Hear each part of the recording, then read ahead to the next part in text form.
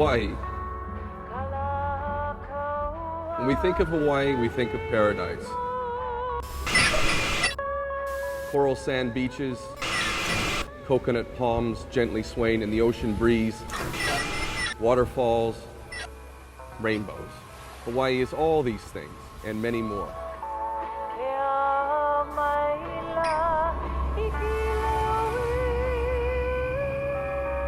In fact, Hawaii has a deep, dark little secret, a secret the U.S. government wouldn't like you to know about.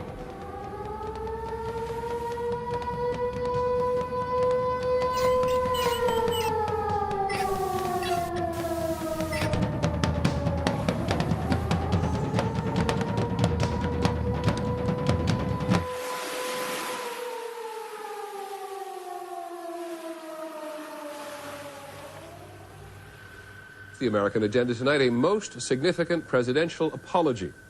At the White House yesterday, President Clinton signed a formal letter of apology to the people of Hawaii. He was apologizing on behalf of the U.S. government for the government's involvement 100 years ago in removing the independent Hawaiian monarchy by force.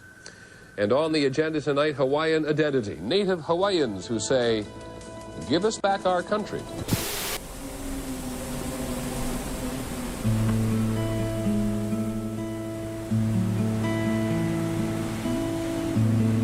In touristic Hawaii, hundreds of people demonstrate and a president apologizes. The reason? The United States government, that considers Hawaii the 50th state of the Union, has in fact admitted that a century ago it committed an abuse. In 1993, the U.S. government passed a law. This was approved by the Congress, the Senate, and ultimately signed into law by President Clinton. And this was a confession, flat out. Public Law 103-150 was a confession. And in that confession, the United States admitted to all sorts of crimes, and it further admitted that the Hawaiian nation never relinquished its rights. But if Hawaii is the 50th state of the Union since 1959, why is it that in 1993, President Bill Clinton apologized for the usurpation the original inhabitants of the archipelago were victims of? To understand this situation, let's do some history.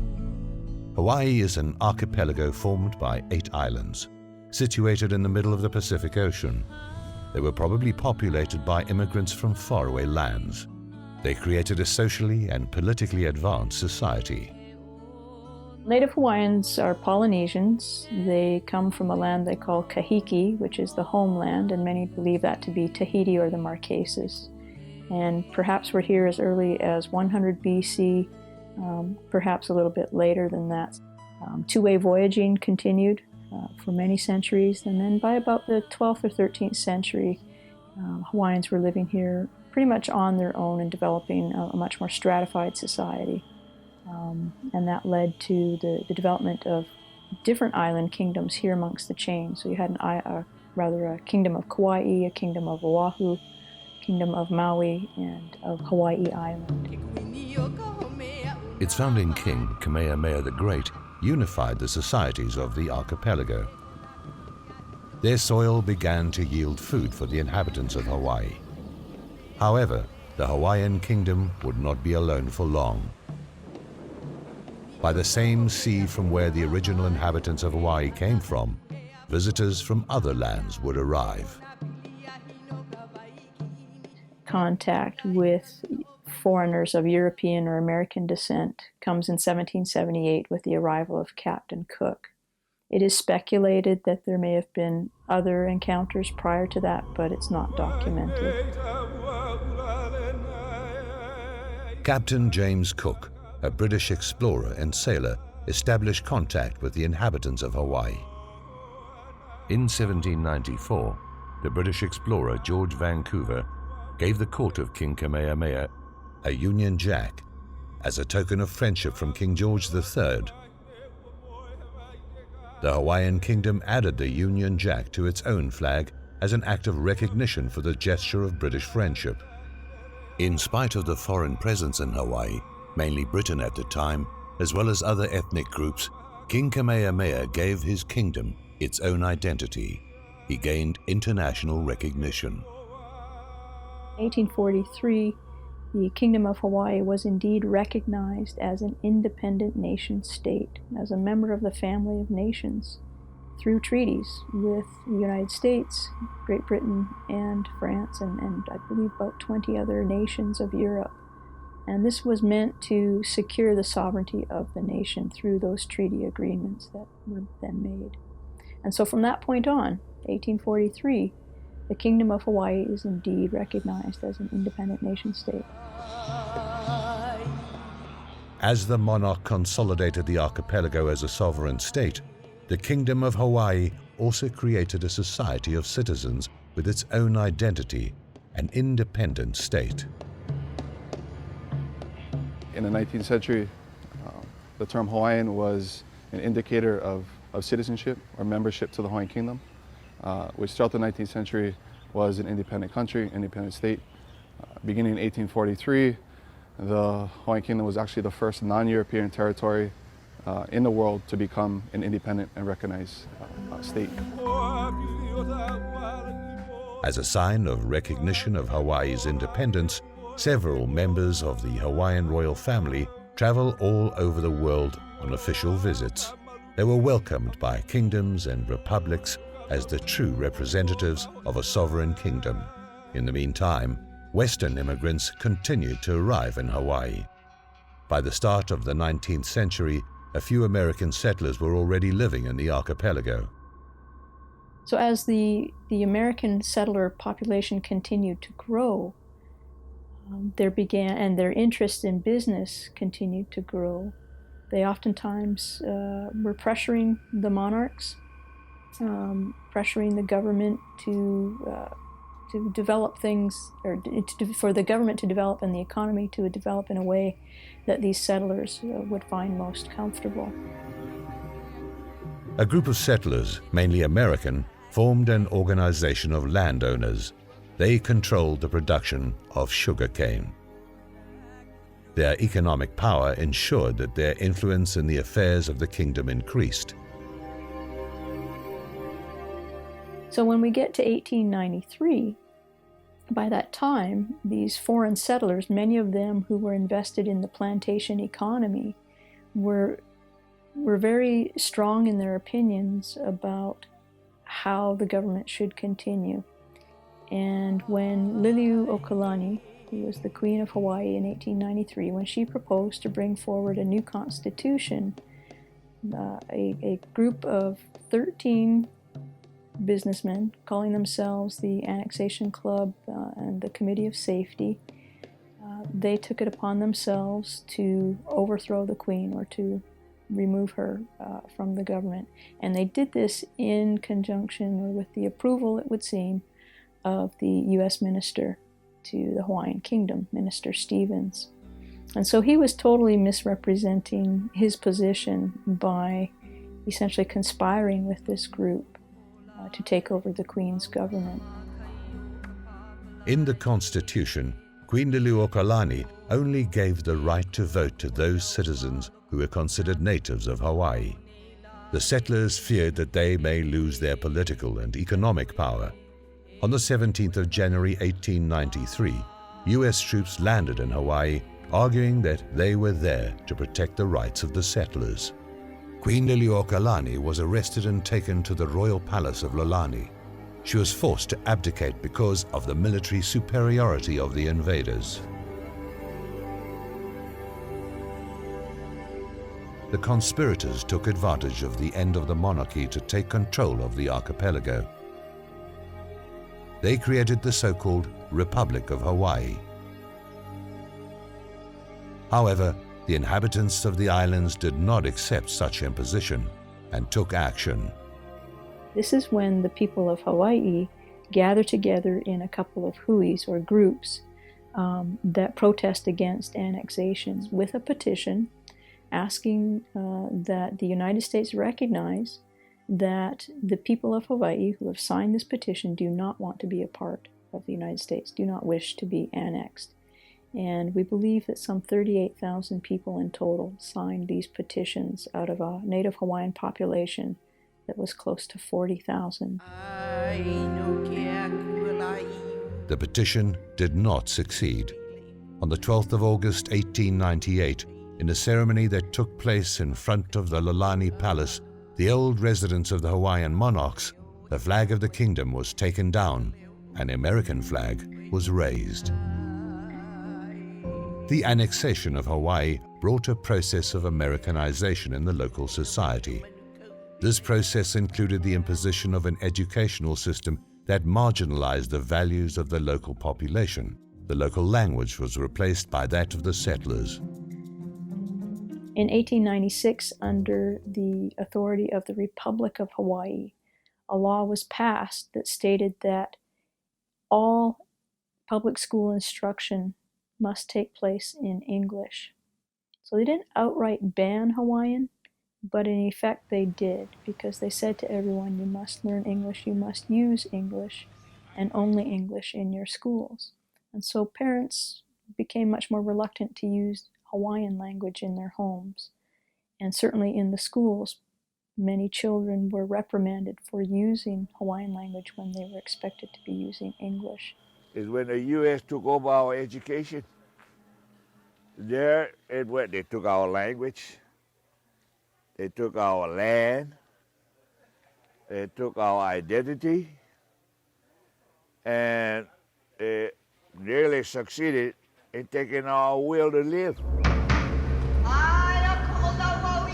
At the same time, the United States passed a law which determined who was and who was not a Hawaiian.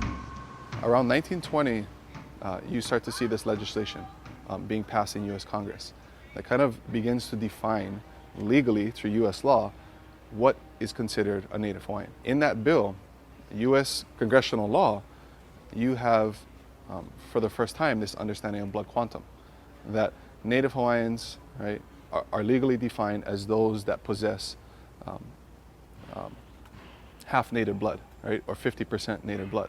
So you can really start to see American racial logic being institutionalized within Hawaii, and that lasts for a very long time, even till this day, right? These terms, Native Hawaiian or Hawaiian, are now defined through U.S. law within the context of blood quantum. 1/32 of drop is still Hawaiian, but they said, oh, according to their law, you have to have 50%. That's bullhead. Yeah, they can get lost. We don't need them coming over here and telling us what to do and what not to do. So, as far as blood quantum is concerned, I'd say they committed genocide. Big time, big time. This process of Americanization and the imposition of rules that were alien to the local culture led to the violation of native sacred land. That place they call Walmart on Keamoku Street and Makaloa Street, it just happened that my family had the ownership papers to 8.5 acres, and that's where they put their store on. They found 66 sets of bones that were buried on that property grounds, and it took 7 years to get through all the mitigations and all whatever for us to put the bones back in the ground. And all we're trying to do is respect our own ancestors. You know what would be really interesting? If some of us went up to Punch Bowl, where the American veterans are buried, and go up there and tear out some of those graves and put up a fancy building. The United States did not settle for the annexation of Hawaii, the suppression of the local language and the desecration of hallowed lands. They wanted statehood. They wanted to turn Hawaii into a new state of the Union. On the 12th of March 1959, the U.S. Congress overwhelmingly voted in favor of statehood, so Hawaii became the 50th state of the Union. It's made official at the White House. President Eisenhower congratulates the new congressional representatives of Hawaii before the simple ceremonies that remake the geography of the United States, adding the 50th and southernmost state with a land area of 6,500 miles and a population of 600,000. Hawaii becomes a state of the United States in 1959. Of course, if annexation was illegal and overthrow was illegal, then many believe statehood is also an illegal event. So you certainly continue to have debate here in Hawaii as to whether or not Hawaii is a state. But officially, according to the United States, in 1959. It is not surprising then that President Bill Clinton sanctioned a law whereby his government apologized for the dispossession the local population had been victims of. The law recognized that the people of Hawaii had not voluntarily relinquished their rights, nor had they accepted the abolition of their kingdom. You don't need to be a lawyer, really, to understand. If the criminal admits to committing a crime against you, and further admits that you never relinquished your rights, i.e. your property was stolen and you never relinquished your rights to the property, you don't need to be a lawyer to understand that according to that the Hawaiians have one of the best claims, if not the best claim, for independence once again. So that bill really should have apologized to the national population. But that wordage of saying national population would kind of throw off, right, the political intent of that bill, to kind of sidestep, right, or kind of erase that history that it was a kingdom. Why did the Americans do it? That was the first question I asked when I heard about the apology bill. It was an intent to defraud the Hawaiian nation, the Hawaiian people even further. The apology bill was followed by several resolutions proposed by a senator for Hawaii, Daniel Akaka, to be implemented by the year 2000. His intention was to pass a law that would give Native Hawaiians federal recognition. The same strategy was used for the Native Americans. In 2009, Congress passed the so-called Native Hawaiian Government Reorganization Act, also known as the Akaka Law. According to this law, the descendants of the original inhabitants of the archipelago could form a government, but within the U.S. federal structure. They could not reclaim the rights they had lost before the overthrow of the monarchy in 1893 or their status of sovereign nation. And I believe the people that were involved in the Akaka bill that's trying to continue to deprive us were absolutely on the track of imposterating our claims. And at the end of it all, first of all, naming us Native Hawaiians, which we're not Native, we're nationals, okay? So imposteration started, not knowing this. Then the imposteration for Native Hawaiians were coming. And then the next step would be that the imposteration was that they now becoming the Native Hawaiian Pacific Islander Asian Foundation. And most of our people don't know this yet. We're on a different boat here. A lot of people like to compare us with the American Indian, per se. Well, in our situation, we're fortunate enough to have a government that actually had the treaties with the U.S. that actually have never been dissolved. So, you know, if anything, it'll show America's true colors, if they want to be a good big brother or not.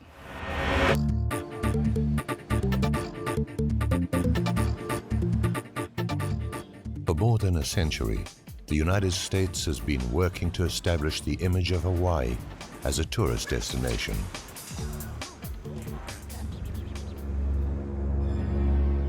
Behind a facade of paradise hides a history of usurpation and dispossession. This history has given rise to several pro-sovereignty movements which have demanded their right to be an independent nation.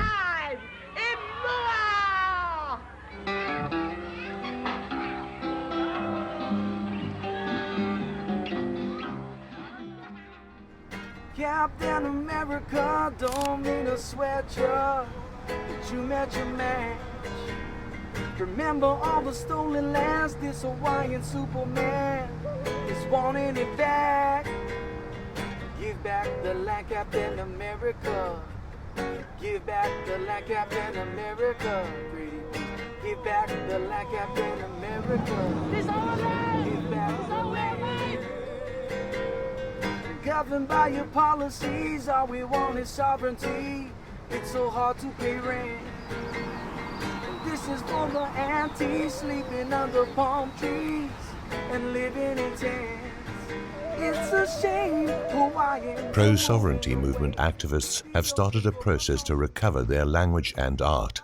At the same time, universities are researching the history of Hawaii by dusting up old newspapers from the 19th century, all written in the local language. The Apology Bill strengthened the pro-sovereignty movements. They started to explore the possibility to recover their own government, the one that was in place before the annexation to the US in 1893.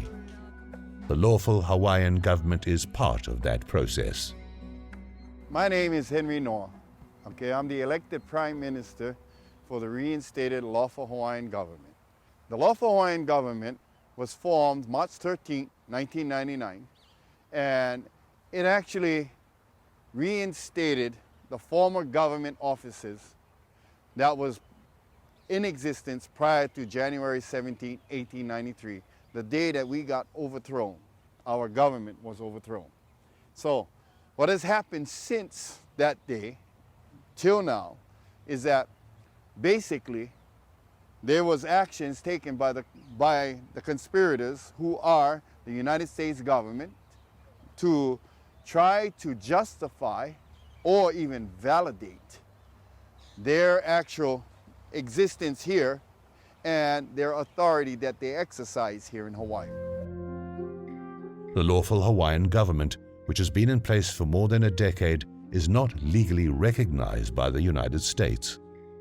However, it is not simply a symbolic gesture of sovereignty, but it has its own structure.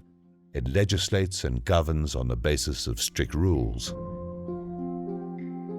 We have a House of Nobles, a House of Representatives, and an executive branch, which includes Prime Minister, Minister of Foreign Affairs, Minister of the Interior, and a Minister of the Treasury. Currently, we are engaging in land reclamations. We realized that we would have to be able to get our people, to unite under this government. So we've done a lot of educational programs to get our own people to understand. Listen, the government still exists. It's been in abeyance. It's been absent all these years. All we needed to do was put it back, bring back the government, which is what we are able to accomplish. The second thing that we educate our people to is now we need to put power to the government. And the only way that can happen is if we as a people participate in that government and begin to build the government, the functional bodies of that government, the executive, the legislative, the judicial branches, all of the departments that come to function a government has to be reset, of which we have actually accomplished those things. This is what we did do. In its annual convention, known in the local language as Manukau Kanawai, the lawful Hawaiian government and delegates from all the islands got together to discuss issues related to land devolution, the structure of its government, and to appoint new authorities. In January 1893, our government was removed. On March 13, 1999, we, the Tanakamoli people from across the entire island chain, came together on Oahu, island of Oahu, and we initiated a process to reinstate the former offices of that government.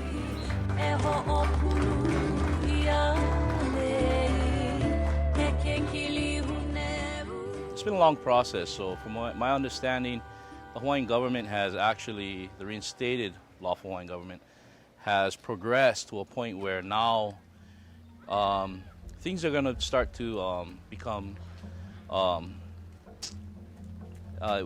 to exist. Who gave us that right?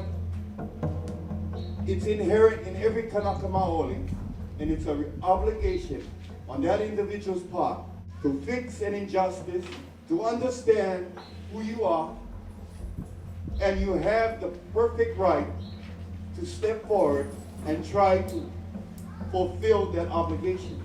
We've been talking about how we're going to do things, but now we're applying ideas that we've been bringing up at the table at the Mauna Kea Kanawais for the last 38 conventions, and it's going to pan out pretty good, I think. It's been a long time coming to get to this point where we're at today, where we can actually reclaim land and issue awards. We did a lot of preparations to get to this point, and now that we're actually here, it's a little overwhelming, exciting. We have built a case that it's hard to argue with, you know. So we know we're dealing with the de facto government backed by the United States, and so we're up against some heavy hitters. We know that. So our case has to be solid.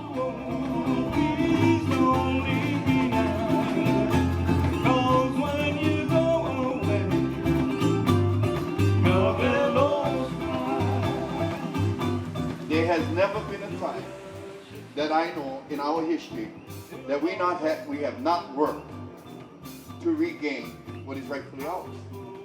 Say this to all those that have dedicated their time. Mahalo.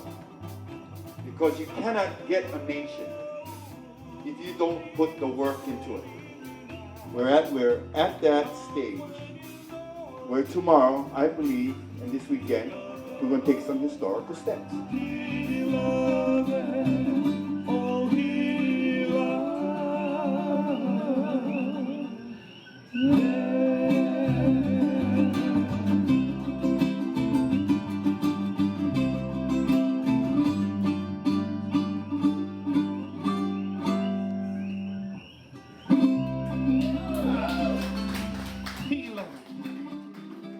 We have legislated resolutions in our Constitution. We brought our Constitution to modernity from 1893, and brought it forward to modernize it. That was archaic. A lot of the language was archaic. We had to modernize it, first of all, so we did as little as possible. That's another thing that happened, was that the legislators who were elected were charged with creating a constitutional convention in the year 2000. One, to modernize the Constitution, and two, really to decide what style of government to implement.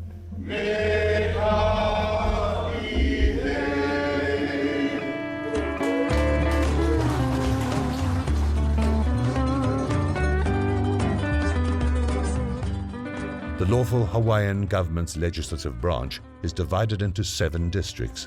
Each one has a representative and a noble, according to the ancient traditions of the archipelago. In this branch, young and old take part without distinction. The way I look at it is being ahead of the curve, in a sense. You know, there are a few other members of the government itself that may be my age or younger.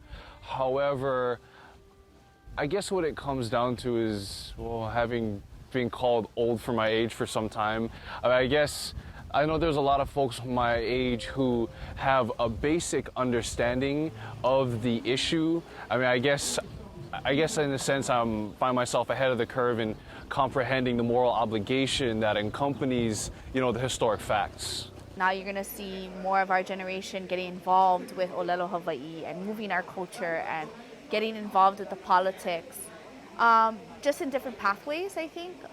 And then on the flip side, I think outside of the Native Hawaiians, within our education and how they view us, it has become more of a sport, I think. And Hawaii is a cool place to come and work for 2 years and get their thrills, and then they move on, kind of.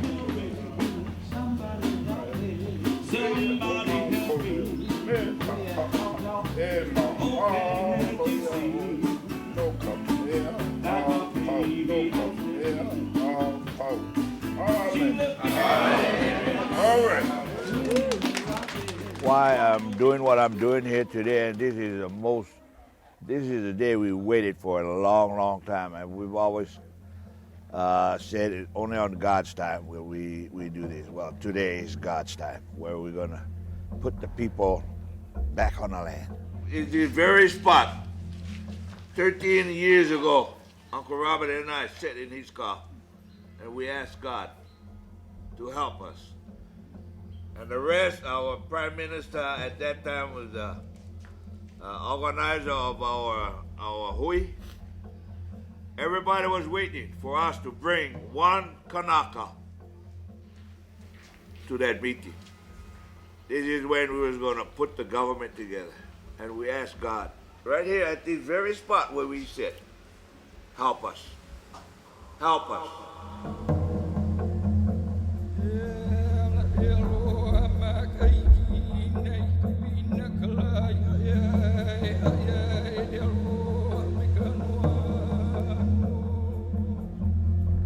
You know, why am I so elated today? So in Hawaiian, we say the word for being elated is ha'ole.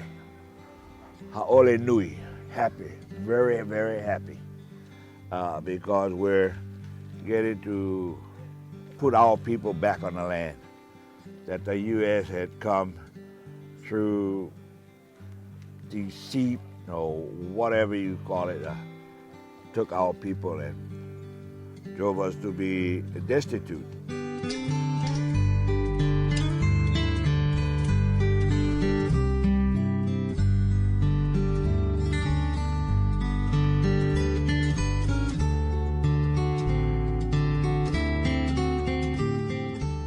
And the problem that we're having is that they're not fulfilling their obligation.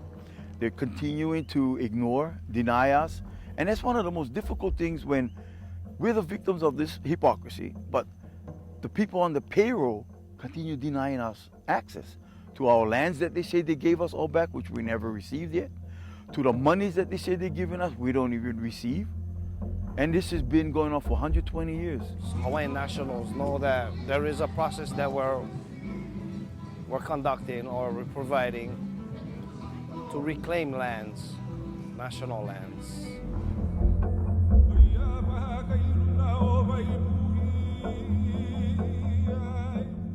During the lawful Hawaiian government's convention, Prime Minister Henry Noah gave land titles to groups of 10 people.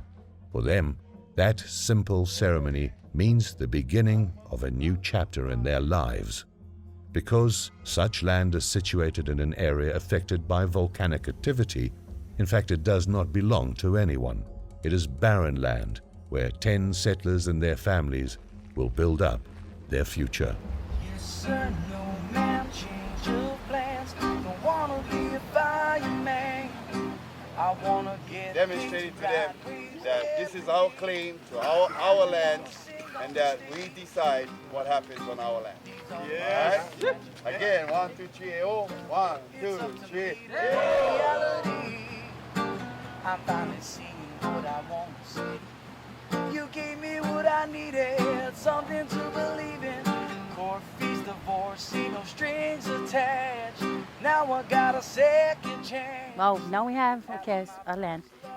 So instead of going far up the hill, miles away from home, now we can just walk out here and home. E te mea te hau muoro. Ane o tō te atua no te hapatauturi a tātou te taime. Maururu, maururu, amen.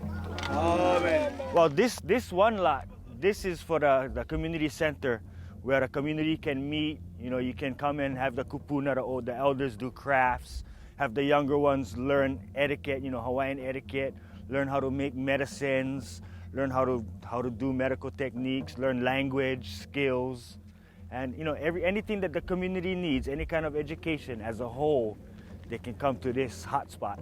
And then of course, tourists who are walking through, they can always visit. Anybody who wants to know, they're welcome to come.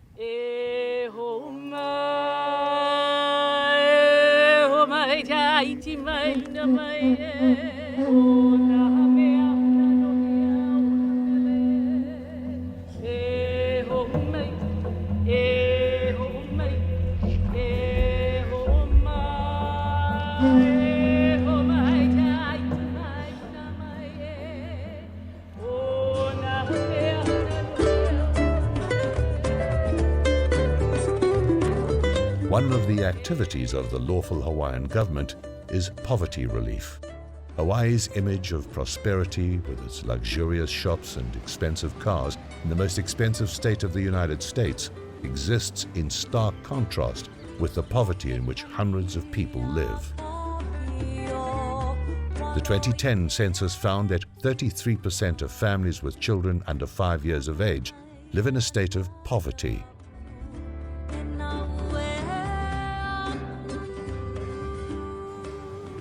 The postcard image of Hawaii contradicts the everyday reality of the inhabitants of the archipelago.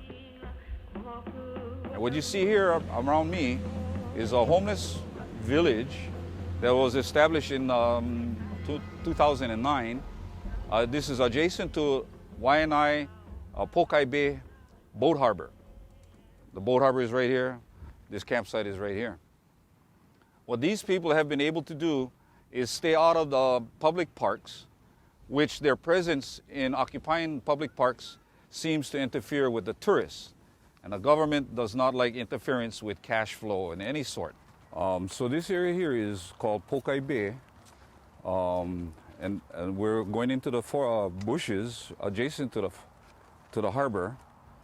And this, I heard that this is where a majority of the homeless people that got ousted from the beaches have relocated to this area here. We've had a history of these homeless people. It has been increasing, large numbers. I came here in 2010. In 2009 is actually when we became houseless. I will not say homeless because we are not homeless. Hawaii is our home, this island is our home. We became houseless in 2009. As a greenhorn addict, only knew how to go camping, and that's what I took. And from there, we hit recession back in 2009. 7 incomes, 5 loss, couldn't continue our home, gave up our home back then. We began living amongst the houseless people, and we learned a lot. And then from there, we got swept in at Ulihava back in March 2010. Most of these people that's here, started from here, from this camp going that way, have been here for a while. Where this tree is, right here, this berry tree is, there's an opailua in there, but they're cleaning up. They're trying to clean up and stuff, yeah. A lot of us we understand that we are going to get swept, so a lot of us are doing spring cleaning right now. So the people who come down and do the sweep and sweep everybody out of here, is it police department or the sheriff's department? Basically what happens, basically what happens is, okay, from what we understand and what was told to me was that the state is not in the business to do sweeps. But the state will go ahead, because of the lease, they have to go ahead and do a lot of the, what is required by law, which is to clean out the land before they lease it. Right now, if they were to sweep us, nobody has nowhere to go. We don't know where to go. The next where? Mocha, to the mountains. To the mountains.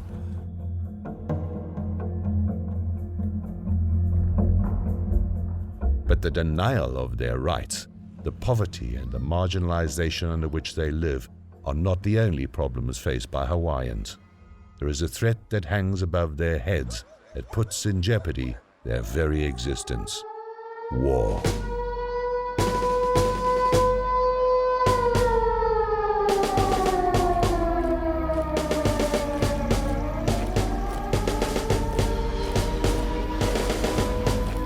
For the United States, Hawaii has not only been an archipelago with commercial and economic interests. These islands in the middle of the Pacific Ocean are part of its strategic military structure. On August 16th, 1898, 4 days after Hawaii became a part of our nation, the United States Army became an important part of the island community. Since then, under the impact of 2 world wars and the Korean conflict, the Army in Hawaii has expanded enormously. Today, the Hawaiian Islands represent a multi-million-dollar base of operations for American defense forces in the Pacific Ocean area. In fact, The United States discovered the strategic and military importance of Hawaii long before its settlers managed to get it annexed in 1893. Major General John Schofield arrived on Oahu in 1872. His mission was to find a military use for the island's seaports. General Schofield found the seaports were perfect for the growing United States Navy, and that the land between the Waianae and Ko'olau mountain ranges was ideal for ground forces. The American-Spanish War for the control of Puerto Rico, Guam, and the Philippines sped up the annexation. For the Americans, Hawaii was a crucial stronghold for its military campaign.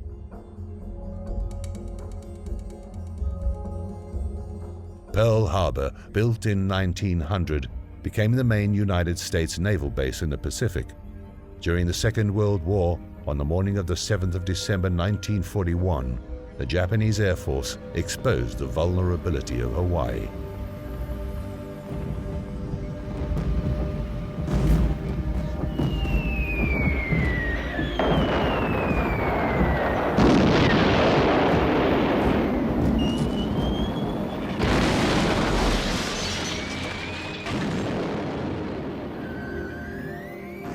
I was 9 years old when the Pearl Harbor happened, when Japan came by and bombed Pearl Harbor. That was a very memorable day for me, particularly. I didn't find out the destruction after everything was said and done, where when I went home to my grandparents' home, I seen all the holes in the roof where the planes came over and strafed.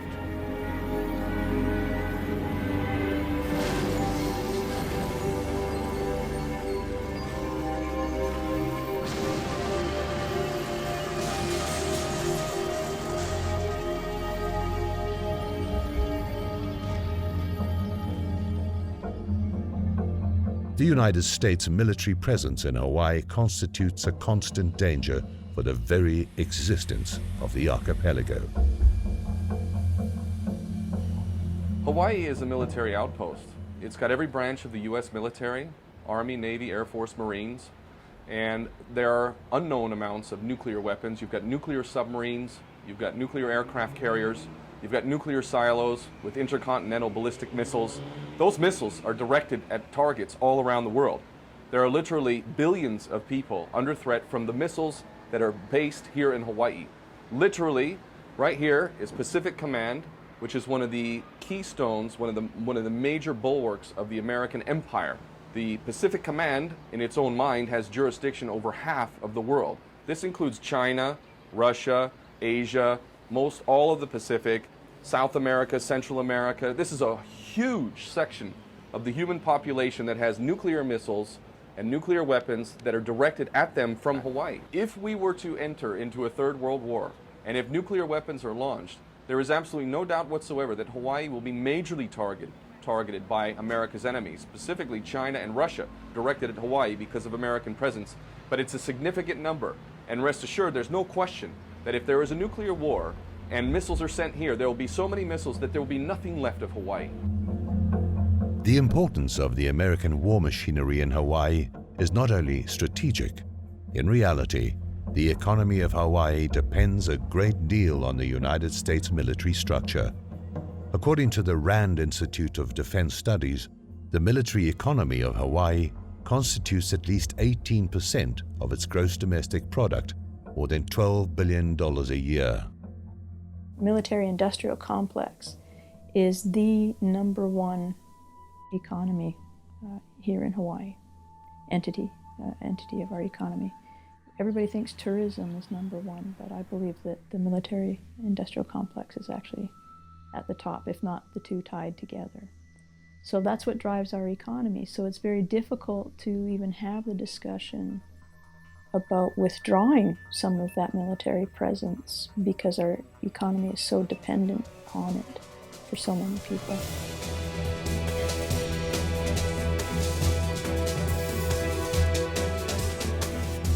The United States takes advantage of valleys, mountains, and seas to use them as a training camp for its troops.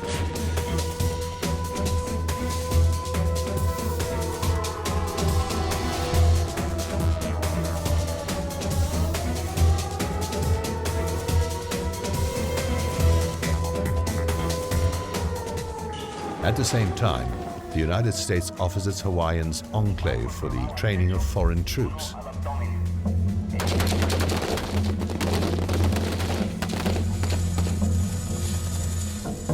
The American military presence in Hawaii has caused serious damage to the environment of the islands. According to the Pacific Health Dialogue, there are 768 contaminated sites in Hawaii.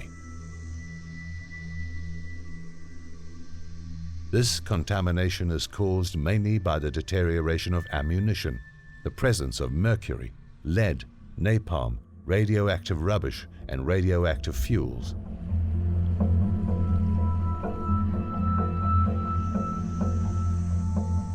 In 2008, Colonel Howard Killian admitted that there was enriched uranium in Hawaii, but he argued that there was no danger for the population of the archipelago.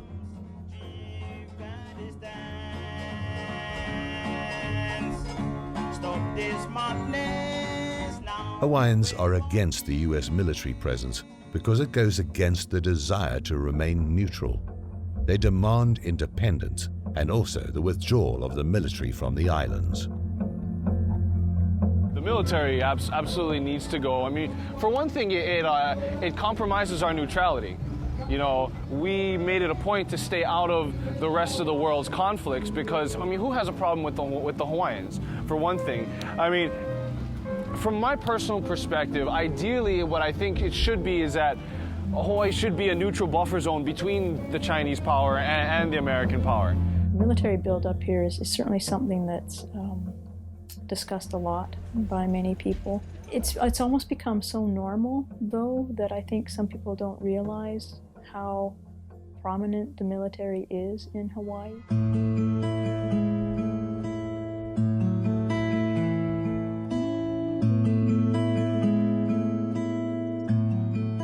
Poverty, high living cost, cultural alienation, and military threat are the direct result of the presence of the United States in Hawaii. Despite all of that, those Hawaiians who have decided to reclaim what was taken from their ancestors more than a century ago are not prepared to surrender.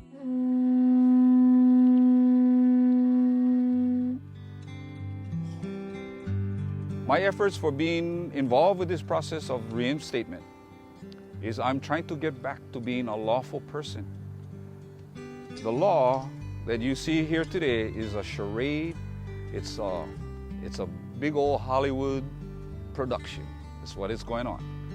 And Hollywood does real well in fabricating identities and whatever else they do. I guess what it comes down to is, well, for me personally, having been aware of the wrongs that were perpetrated, well over a century ago, part of it has to do with, for me, making sure that, you know, that the torch stays lit.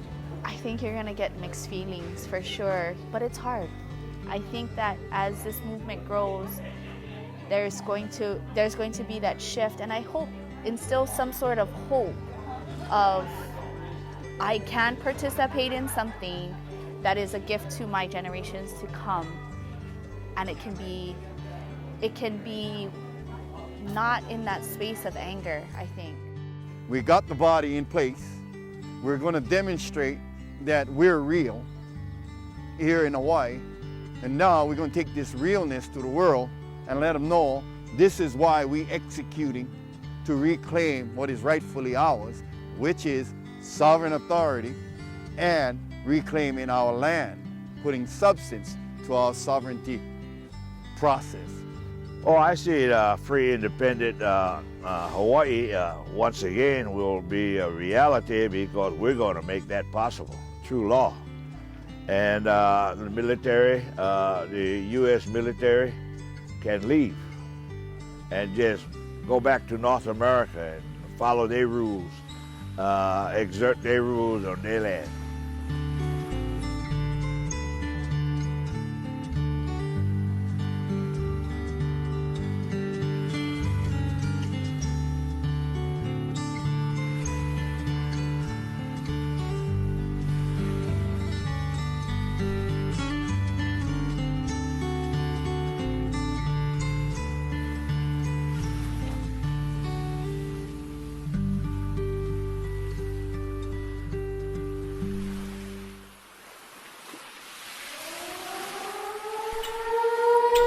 Captain America don't mean to sweat ya, but you met your match.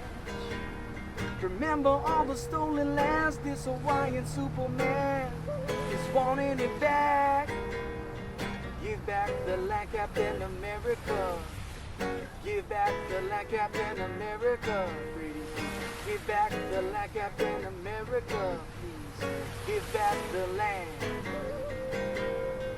Governed by your policies, all we want is sovereignty. It's so hard to pay rent. And this is for the aunties sleeping under palm trees and living in tents. It's a shame Hawaiians are moving away. Leave the ocean for promotion, better wages. I think it's safe to say that Hawaii is doing better in Nevada, Las Vegas. Captain America don't mean to sweat ya, but you met your man. Remember all the stolen lands, this Hawaiian Superman is taking it back. Taking back the land, Captain America, now. We're taking back the land, Captain America, right now. We're taking back the land, Captain America, now. We're taking back the land, that's God's plan. To live life, cause living is free. Stay high, rolling with me. We'll live life where you supposed to be. Stay high, in Hawaii.